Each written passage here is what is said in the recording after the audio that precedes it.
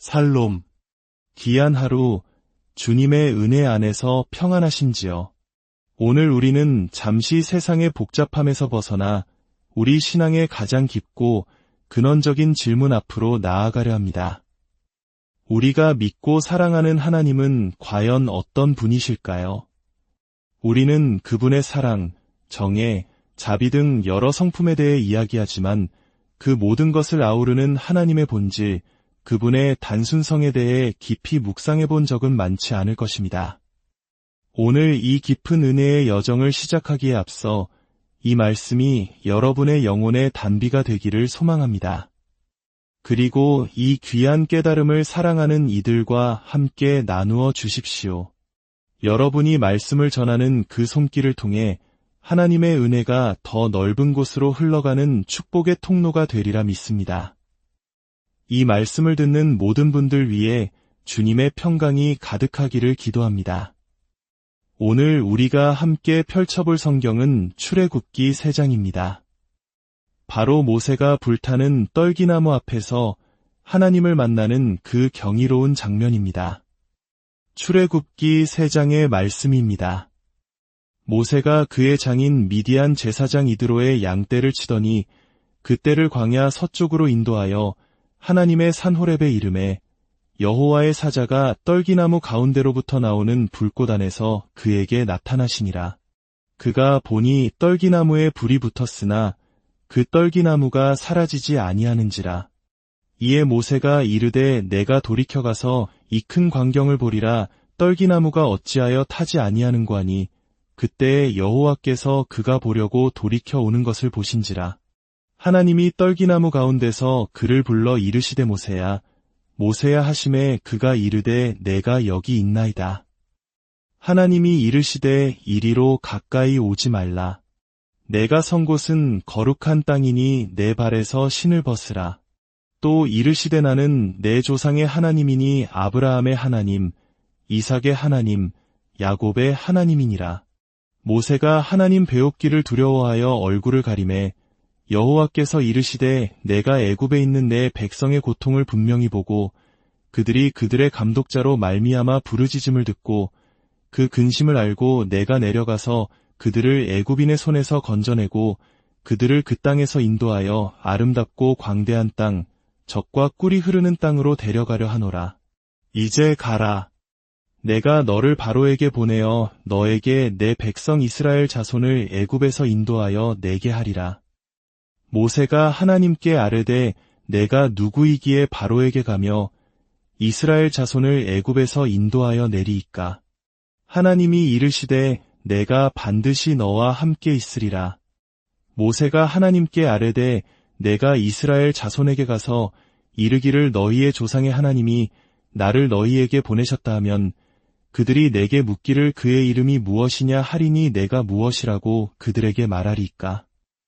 하나님이 모세에게 이르시되 나는 스스로 있는 자이니라. 또 이르시되 너는 이스라엘 자손에게 이같이 이르기를 스스로 있는 자가 나를 너희에게 보내셨다 하라.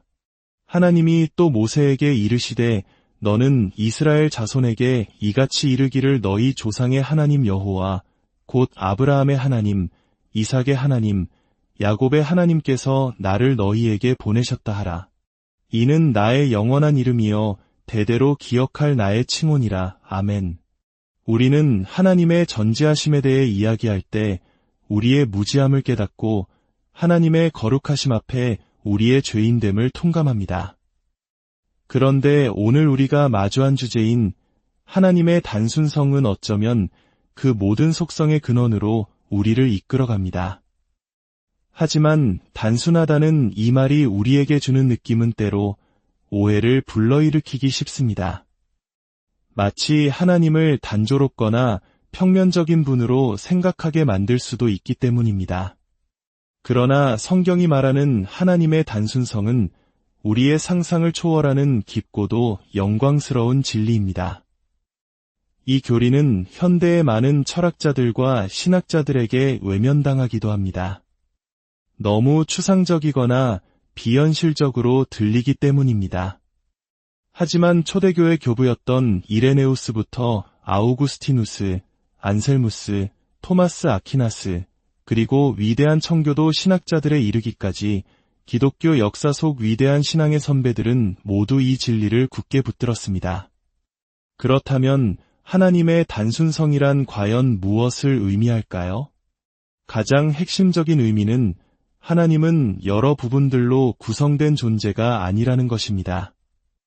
웨스트민스터 신앙 고백서가 말하듯 하나님은 육체나 부분 또는 감정의 변화가 없으신 순결한 영이십니다. 다른 말로 표현하자면 하나님은 시작도 없으시고 여러 요소의 결합체도 아니시며 무엇인가로 되어가는 과정 중에 있지도 않으십니다. 하나님은 그저 계시는 분입니다. 이것이 하나님에 대한 첫 번째 말이자 마지막 말입니다. 하나님은 언제나 그분이 가지신 모든 것을 온전히 소유하신 채로 존재하십니다. 그분 안에는 잠재력이란 없습니다. 그분은 항상 완전한 현실 그 자체이십니다. 이것이 얼마나 놀라운 진리인지요.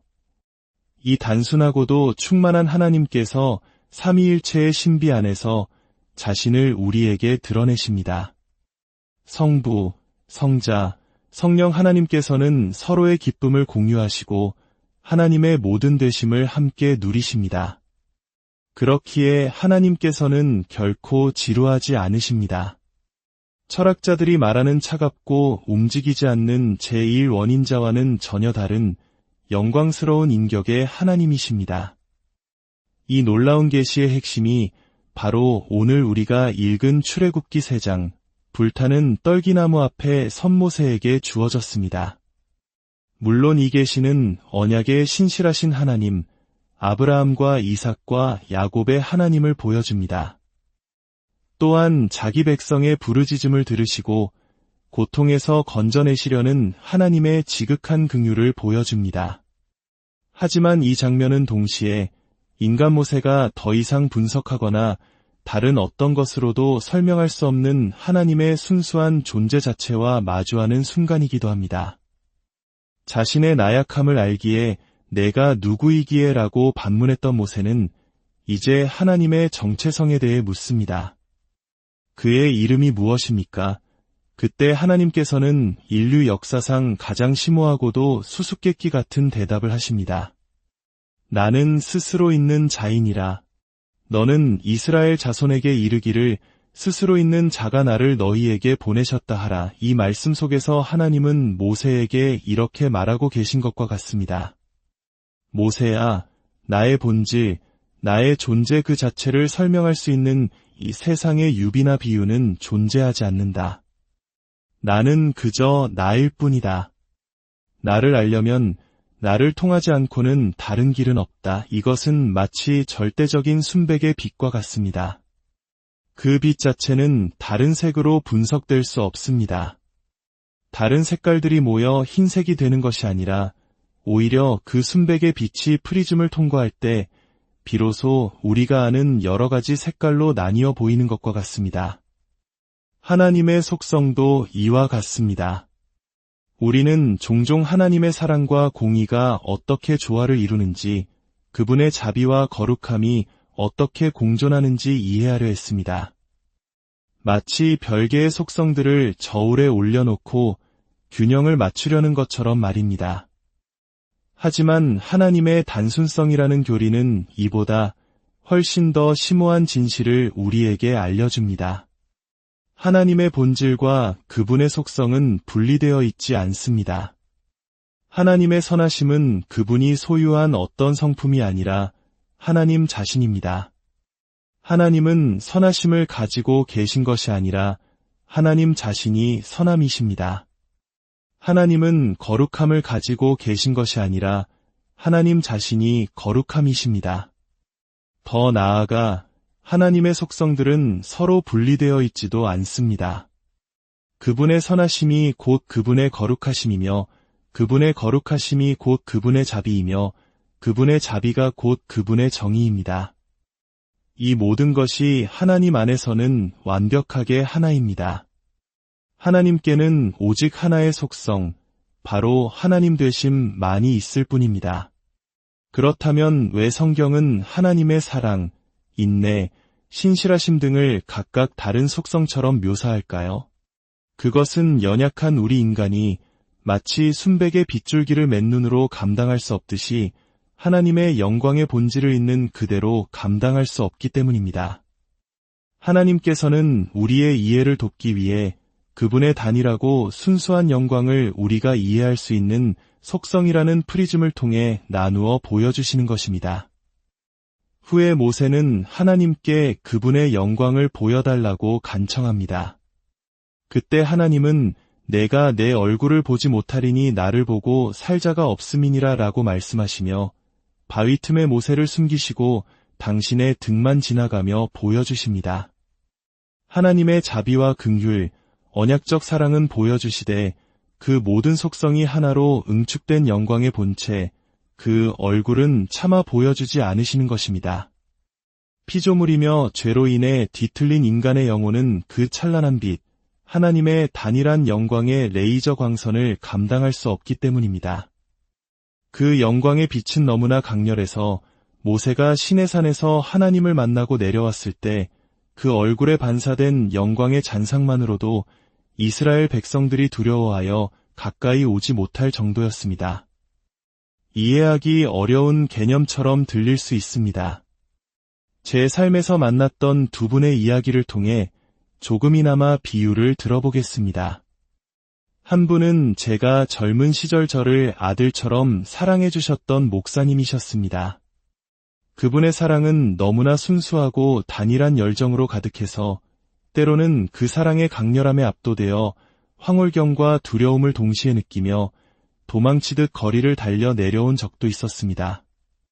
순수한 사랑은 경외감을 불러일으킵니다. 또 한 분은 제가 만난 가장 명석한 지성을 가진 법률가였습니다. 그는 가장 복잡하고 얽힌 사건의 본질을 놀라울 정도로 단순하고 명확하게 꿰뚫어 보았습니다. 마치 복잡한 고등수학 문제를 초등학생에게 구구단을 가르치듯 풀어내는 것 같았습니다. 순수한 지혜는 복잡함을 단순하게 만듭니다. 이분들은 하나님의 형상을 따라 지음받고 은혜로 구속받은 인간의 모습 속에서 우리가 잠시 맛볼 수 있는 하나님의 그림자일 뿐입니다. 하물며 하나님의 사랑과 지혜, 거룩함과 능력이 그 본질 안에서 완벽한 하나로 존재할 때 그 영광의 밀도는 얼마나 압도적이겠습니까? 그렇다면 이 단순하신 하나님이 어떻게 삼위, 즉 새 인격으로 존재하실 수 있을까요? 이 두 가지가 서로 모순되는 것처럼 보이지 않습니까? 신앙의 위대한 선배들은 이 역시 신비 안에서 조화됨을 이해했습니다. 하나님의 단일한 본질 안에는 진정한 인격적 구별이 존재합니다. 성부, 성자, 성령께서는 페리코레시스라고 불리는 서로가 서로 안에 온전히 거하시며 내주하시는 신비로운 춤과 같은 관계 안에 계십니다. 한 분께 속한 모든 것은 세 분 모두에게 속하며 한 분이 아시는 것은 세 분 모두가 아십니다. 왜냐하면 그것은 단일한 하나님의 지식이기 때문입니다. 그래서 우리 주 예수 그리스도께서는 마태복음 마지막에서 제자들에게 명하십니다. 아버지와 아들과 성령의 이름으로 세례를 주라. 새 인격이시지만 이름은 단 하나의 이름입니다. 완벽하고 나눌 수 없는 영광스러운 이름. 하나님은 단순하게 하나이시면서 셋이시고 셋이시면서 하나이십니다. 이 진리는 결코 추상적인 교리에 머물지 않습니다. 이 진리는 우리의 예배와 삶을 바꾸어 놓습니다.